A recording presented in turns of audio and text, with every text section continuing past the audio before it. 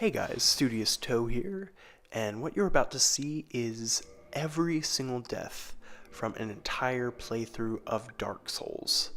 This was a challenge run where I started as a sorcerer, level 3, and did not level up through the entire run. Originally, I was going to make this into a Let's Play, but then I realized that with Dark Souls 2 literally coming out tomorrow as I'm recording this, there really was just no point in doing a Let's Play at this point with the game being out this long and with the sequel coming out. So this is every death and every boss kill, with a few exceptions. There were a couple of video files that got corrupted or something, but other than that, this is everything. So here we go. This is the Asylum Demon kill, and of course it's pretty easy with soul arrows as a sorcerer. And here I am dying at the beginning of the catacombs to the skeletons, who gave me a harder time than usual, just picking up the items in the area. There I am dying in the New Londo ruins, picking up the Firekeeper's soul that's down there, that I usually like to pick up early. There I am dying to a Drake in Valley of the Drakes. There I am dying to Batman himself, Mr. Black Knight Halberd. And again. So the run eventually just became a pyromancy run because pyromancy requires no stats, and after a very short time becomes much more powerful than any sorcery I could use. Sorceries were useful to me at times, but pyromancy was just the better way to do damage. In some ways I wish I had limited myself and not let myself use pyromancy, because it allowed me to do such high damage without leveling and kind of making the run a lot easier, but at the same time it was easier than a pure pyromancer level 1 run, because that run has higher vitality and higher endurance, whereas the level 3 sorcerer only has 8 vitality and 8 endurance, so even lower health and even lower stamina. I chose to use the battle axe, and actually I could only two-hand it. And there's a very, very limited set of weapons that I could use on this character. Here you see me save quitting successfully after being attacked right after I killed the Capra Demon. And Gaping Dragon kill, first try. I actually summoned both Knights Solaire and Lautrec for that fight, which was, I think, the first time I had ever done that. Just keeping it fresh. It actually made the fight substantially easier. Here I am dying, running through Blighttown trying to get Power Within. Power Within, of course, increases your damage while draining your health, and also giving you a stamina recovery bonus. And it's very useful for increasing your damage, especially on a run where you're not going to be taking a lot of hits anyway, or where you'll die if you take hits, much like this run with low health. And here I am getting the kill on Queen Quelaag herself, Special K. And Mr. Ceaseless Discharge gave me no trouble at all. Of course, actually buff my weapon for some reason. With a magic weapon, of course.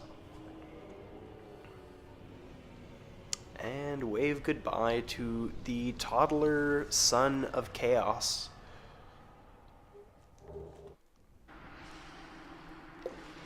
And Sin's Fortress, dying stupid deaths, as is the norm in Sin's Fortress.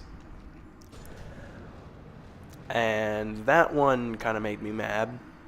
He hit me through the wall of the big giant, and I never saw him. And I had a lot of trouble with Iron Golem for some reason. Normally he doesn't give me much of a problem, but I guess I had a bad strategy going. It took me a while to get through him, and he had his way with me for quite a while until I finally got him and was overjoyed, as you see here. And at this point I actually ran back and did the catacombs, which is a little weird for the order, but I wanted to get the Rite of Kindling for some reason, and I also wanted to get the blacksmith to upgrade a battle axe to a fire battle axe. I didn't use my fire battle axe very much in this run. I mostly stuck to regular and lightning, but I still found it pretty useful. Pinwheel, of course, gave me no trouble, because he's Pinwheel, he's a punk. And then I decided, in an ill-fated decision, to go into the Tomb of the Giants so that I would be able to warp back later instead of having to run through the entire catacombs. A decision that I would later regret. Here you see me just dying a bunch trying to get out of the catacombs and into the tomb itself. And I think at this point I've finally made it. And I die a bunch to the clerics down there. Which they are surprisingly difficult when you don't have much health. I've never really had too much of a trouble with them on other characters. Even the level 1 run I did before, I didn't have too much trouble with them, but this time they gave me a lot of trouble.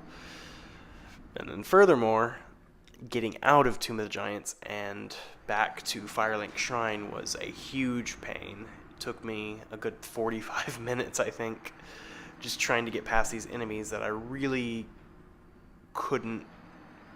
It wasn't worth the trouble of killing them, but running past them was also very difficult. And then, once I did get past them, I had to face the Bone Wheels, who are some of my least favorite enemies in the game. They're very difficult, and yeah, they're just a pain. And lots of death, just trying to get out of the Tomb of the Giants.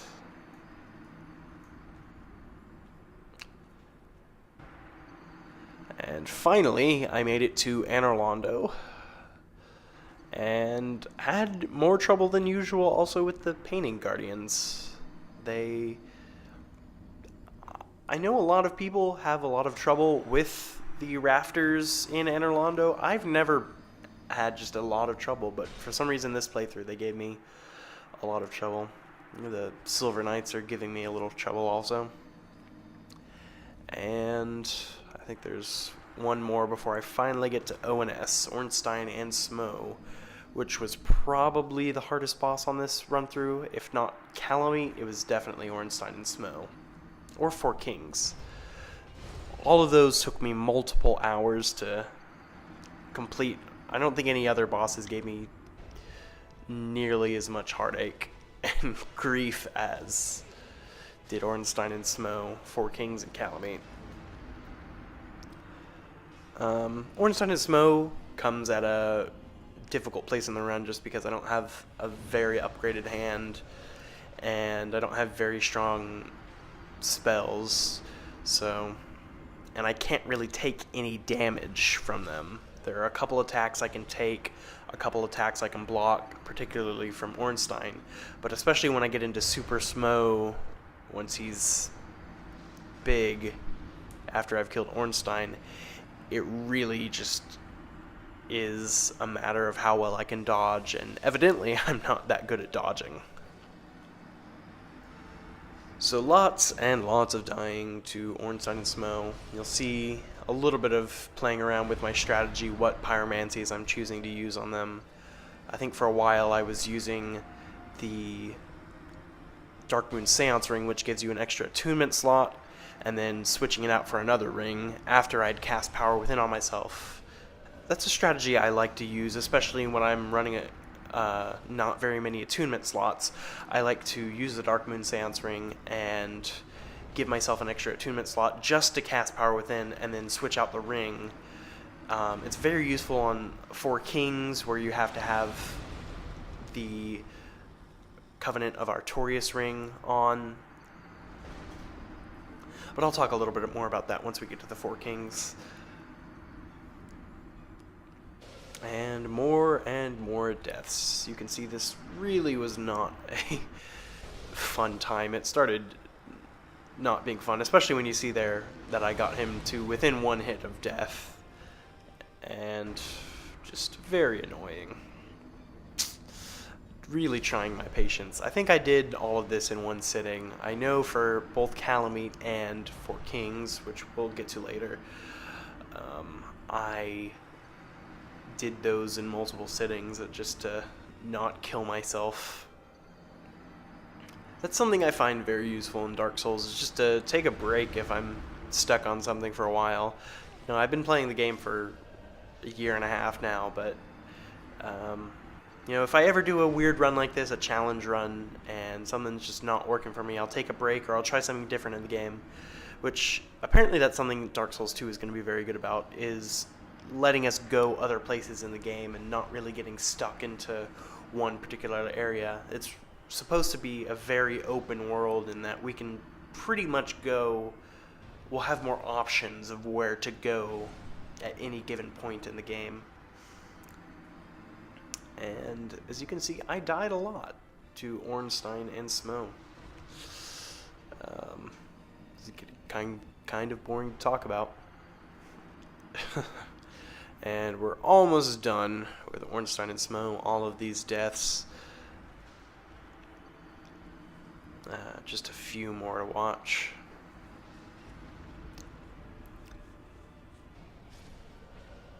Ouch.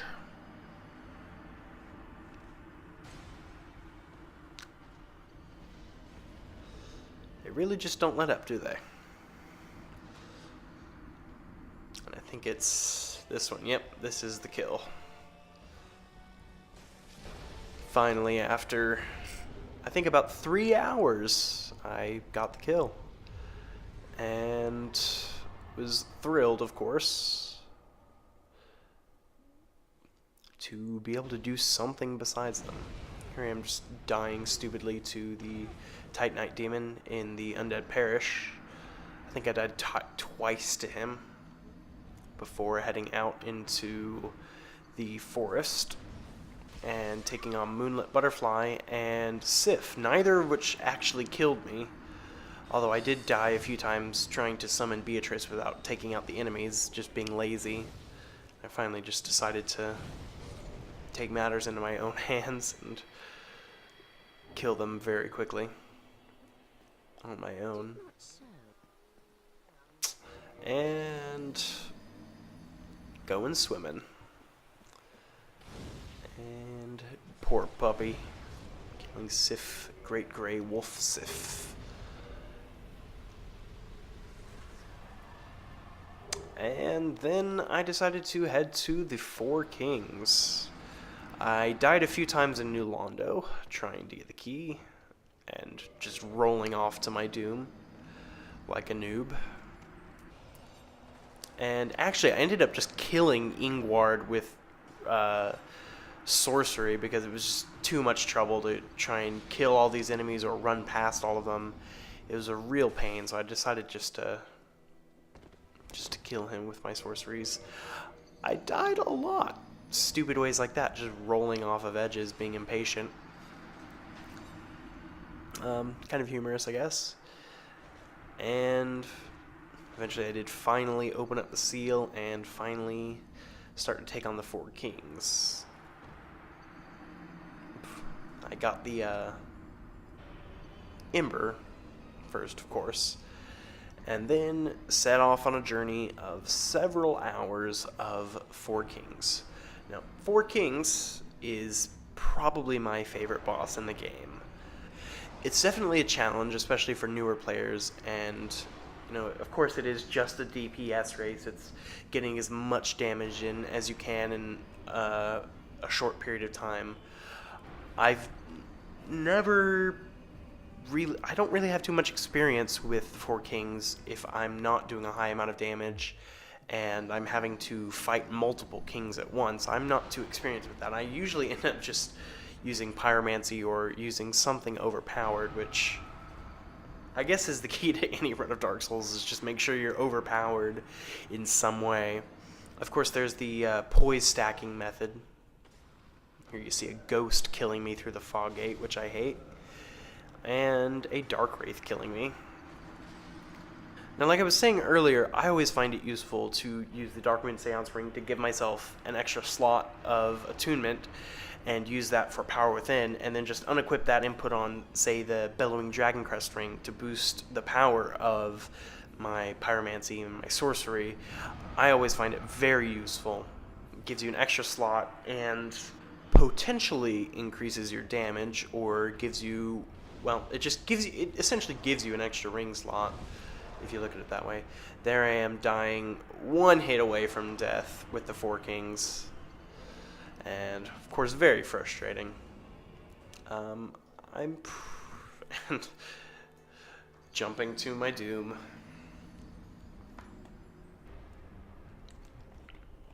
And sometimes dying like that can be a nice change of pace, which is kind of a funny thing. And here is the kill, and I am, of course, thrilled.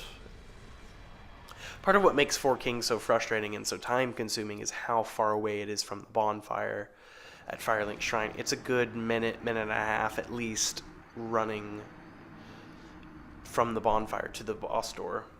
And here the boar is killing me. And actually, I went here to Sin's Fortress and realized I hadn't killed the Hydra in the Darkroot Garden yet, the Darkroot Basin. So I left and did a few other bosses, did Stray Demon, as you see here, and then went back later to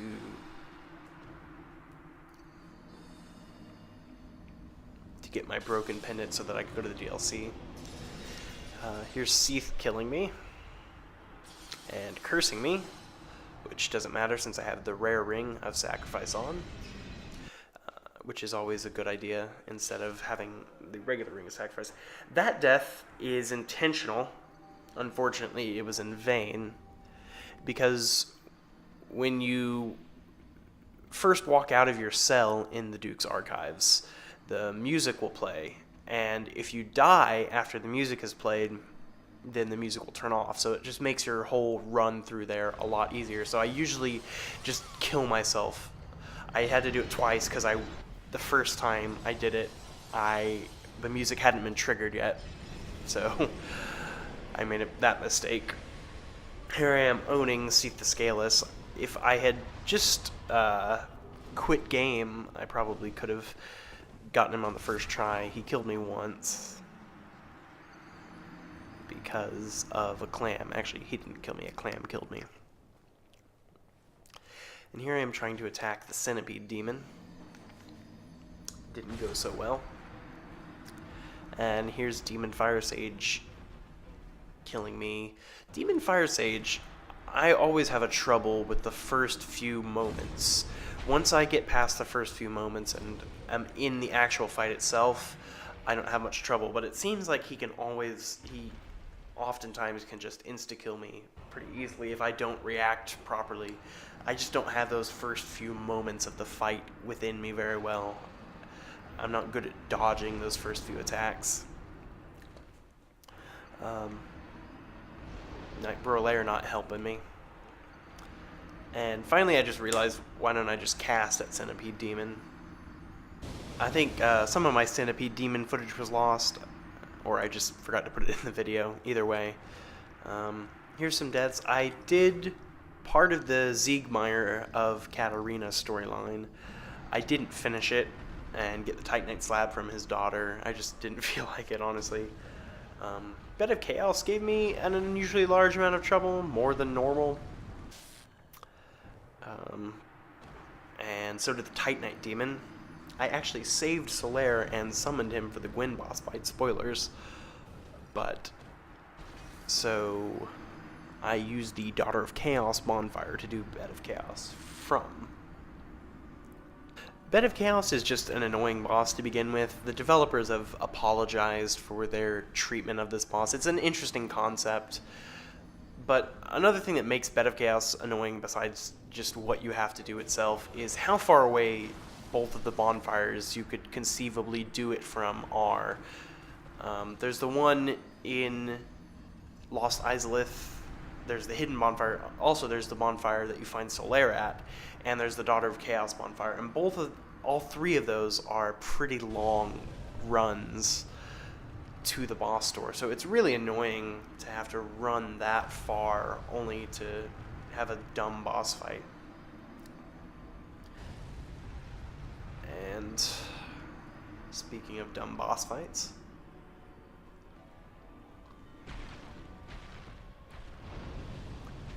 and finally I made it all the way through, and I'm wearing Armor of Thorns. The leggings of Thorns of, yeah, I think that's what's going on, which is why I just rolled into it instead of... I actually put on the Ring of Favor and Protection for this fight, and I took it off later in the run. I didn't really find it that useful. I found that I could get better utility out of other rings, such as the Bellowing Dragoncrest ring or the Red Tearstone ring. Sanctuary Guardian gave me a little bit of trouble. I've just never been good at it. I know that it's not that hard of a boss. It's a fairly hard boss, but it's not the hardest boss in the DLC or anything, but he's just always given me a hard time. And there's the kill. And there's me come at me broing. And Arturius. I think he only killed me once, so I was pretty happy with that. Arturius, twice. I think Arturius is my favorite boss in the DLC. He's just a very fun fight. He's easy enough to dodge, but only after some practice. He's pretty quick, but he's also not impossible to dodge. Here I'm running back and doing Tomb of the Giants. Arturius also, there are people who believe that Arturius is the person on the cover of Dark Souls. And what makes him even more of a boss is that he is probably left-handed, at least the person on the cover of Dark Souls is, and he's attacking you with his right hand. So that means that he's using his offhand to attack you in the boss fight. So that kind of just makes him a boss. Also, since you can't really be left-handed in Dark Souls, that's kind of boss of Arturius. Or at least whoever is on the cover. I have kind of an interest in left-handed people things. It's kind of a favorite pastime of mine to look up on the internet. Here's me killing Nito. Nito's usually not too hard, especially with high damage. And here's me dying a lot more in the DLC, just stupid deaths. I mean, at this point in my Dark Souls career, I don't think there is a smart way to die, but given how many hours I've put into this game, I don't die in ways that I should. I mean, except to like ONS and Four Kings, but you know, I die stupid ways.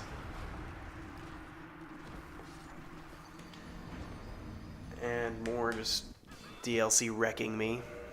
And that's me trying to save quit out of the death, but failing.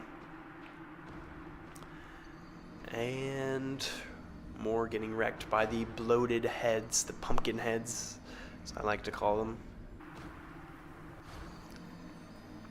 Yeah, just getting to the shortcut to open it was a very difficult process for me. I probably should have just gone through and killed all the enemies instead of doing what I did, running past most of them. But eventually I did get there.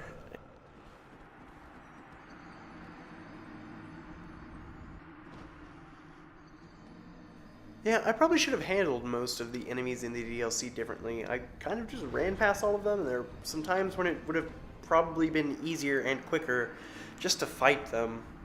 But nevertheless, I did finally make it to Manus, the Father of the Abyss, and perhaps the Furtive Pygmy. Who knows? It's an interesting perspective on the lore. There are great lore videos out there. Been watching some videos by Dave Klein recently. You should check out his channel. Got some great videos. A lot of great YouTubers going on.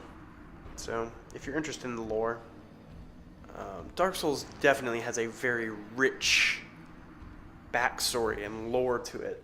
And the story itself is kind of left up to the player. And there's a Manus kill. The role-playing elements, at least. But but there's so much to why the bosses are where they are and what they're doing, and so much rich history to it. Just hidden in item descriptions and hidden all over the game. And I mean, I wouldn't be surprised if there were still tons of things that we just didn't know about Dark Souls. And here I get to Calamite. And Calamite, of course, gave me a lot of trouble. I think I did him in 2 or 3 sessions, just to keep fresh and not get overwhelmed with Dark Souls. I started off using Power Within as my primary strategy, Power Within, and then using Pyromancy. And then I realized it was just better to use Red Tearstone Ring. I wasn't really going to be able to take any hits from him. There were a few hits that I could block. I had a +5 heater shield at this point, which is actually one of the few shields in the game I could use without 10 strength, because I only have 8 on this character. And it is the only 100% physical block shield that I could use. So I decided eventually to switch over to Red Tearstone Ring because I was going to be insta-killed by almost every attack. So I might as well get that extra damage, and it was pretty substantial and made the fight a lot easier in the end.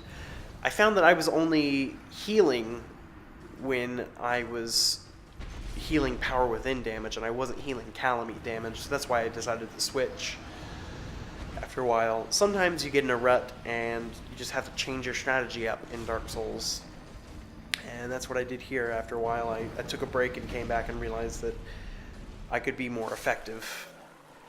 Of course, the dogs gave me more trouble than I wish to admit, but you see here, since I am having all of these deaths, you see how often the dogs killed me.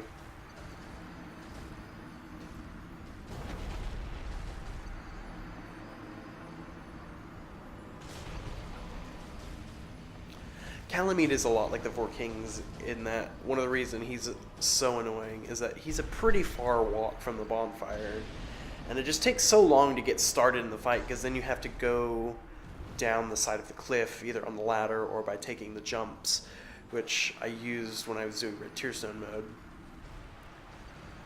And it really was just annoying to have to go through all of that, but eventually I made it work.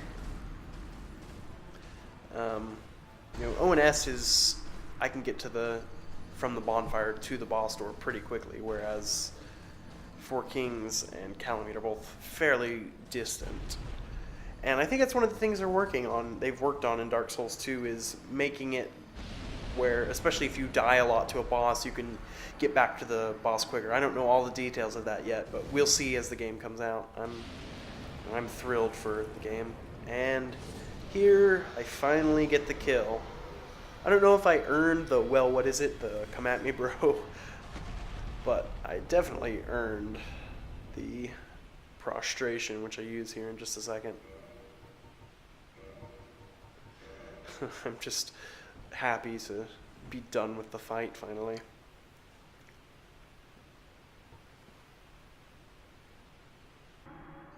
And now, rounding out the end of the playthrough, here is Dark Sun Gwendolyn. And you see me annihilating him. And then I go to the Painted World, where I have more stupid deaths rolling off edges, and at this point in the playthrough I was pretty happy just to go through as quickly as I could. I actually kindled this bonfire all the way to 20 Estus flasks, the only one I did in the entire playthrough. Normally I would kindle more than I did in this playthrough, but this playthrough relied on a lot of dodging and didn't allow for much healing in the first place, so I usually just didn't waste the humanity. I actually gave 30 humanity to both the Dark Wraiths and the Chaos Covenant so that I would be able to save Solaire and just so I could join the Dark Wraiths in case I wanted to PvP in New Game Plus. And killed Priscilla, finally. And I'm just happy. And Taurus Demon, who I skipped early in the game. and came back to one shot. And said, "Come at me, bro." Here's me dying in the kiln. And finally, Gwyn, Lord of Cinder. And Knight Solaire helping me out.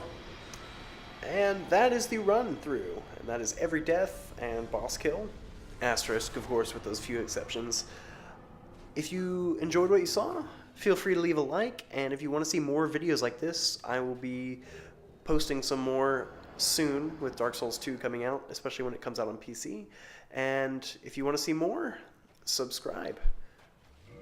Thanks for watching. This has been Studious Toe.